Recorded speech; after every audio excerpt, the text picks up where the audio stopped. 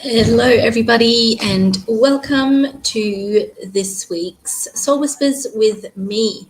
So, today I would just like to know, do you remember your first boyfriend or girlfriend? How old were you, and why did it end? I'm Leah Elliott. I'm a leader in all things love and relationship, especially the relationship with yourself. And I like to shift the paradigm on what relationships need to look like and what they need to be in order to be healthy or working. So, my goal today is to give you some foundations on what a healthy relationship looks like, or what is the foundational key to a healthy relationship, and also maybe reminiscent in some old memories around your first relationship.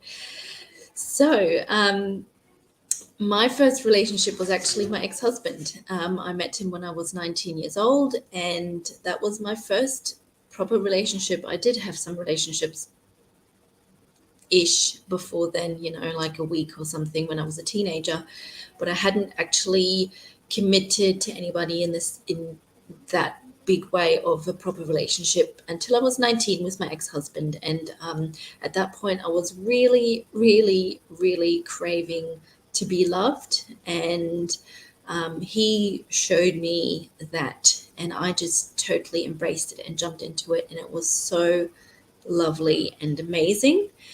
And then, as it happens, you just drift apart, or stuff happens. You grow older, and you just don't have the same interests anymore, or you just drift apart. So I just realized that we didn't work out anymore, and what I found was, when I look back now, is the reason why that happened was because when we met when I was 19, I actually had no idea who I was or what I wanted. I knew that I wanted love, and he knew that he wanted love, and that's what brought us together. If you watched my video last week about attraction, when you have two intentions and they match up, we just get attracted to each other. Obviously, there was also some contracts, which is amazing to know when you're aware of what you're supposed to be in the other person's life, or what you are supposed to learn from the other person. It's so helpful for the relationship. So when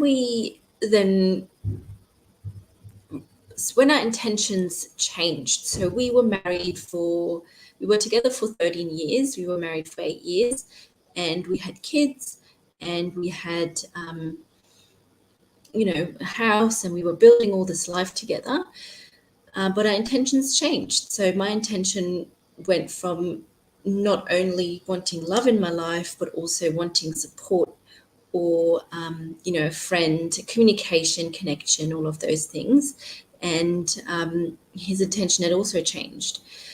So then when the match, when you fall apart, it's because you are changing as a person. So for me, it was really learning about what was important, who I was. It was important for me to learn who I was. And the more I stripped down, so I've done this personal development journey. I started it when we were together. And I really realized that I needed to change just being in this planet for somebody else. So when we met, I was so in love, and I did everything for him, and I wanted to do everything for him because I wanted to give him the world, and I wanted to make him happy. You can't make anybody else happy unless they want to make themselves happy. So then I had my children, and as devoted mums, we just give up everything who we are.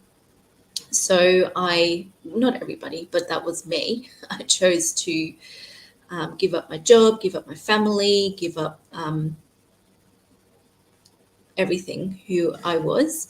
And I was a mother to my children, which I love doing. I love my children and I love spending that time with them. And I'm very grateful that I was able to be a stay-at-home mum for those first few years of my children's lives. And yes, then I realized though that the more I devoted myself to others, that I was just becoming unhappy, and people pleasing other people all the time. It just made me so depressed, and I had anxiety. And then I started my personal development journey and looked into the quantum field and into the universal laws and how to create more flow in my life without having the 2-hour morning routine. It's just changing it's changing mindset. That's it. And having meditations and the Q activation and having people around you that inspire you, and thriving for more. So when you then realize who you are and what you want in your life, then the intentions don't necessarily match up anymore. And then you have to let go of the other person. So the foundation to a healthy relationship is that both parties know who they are and what they want, and together they are willing to work through problems, and that together they are willing to grow with each other.